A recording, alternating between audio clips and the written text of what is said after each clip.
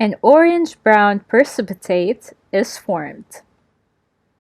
This shows the presence of ferric ions. When we have iron 3, we say ferric. However, if there's 2 next to it, we say ferrous.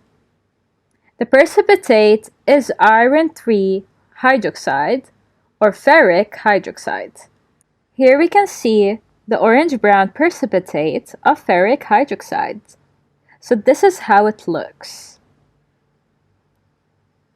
Now this is the ionic equation, which is ferric plus hydroxide reacts to give ferric hydroxide solution solid.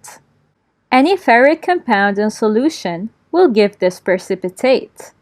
An example of a full equation might be, so when I have ferric in any solution, it will give the same color of this precipitate. The full equation is ferric chloride plus sodium hydroxide reacts to give ferric hydroxide solid, which is the precipitate, and sodium chloride. So ferric hydroxide is the solid. It's the precipitate that I want, which is of a brown-orange or orange-brown color.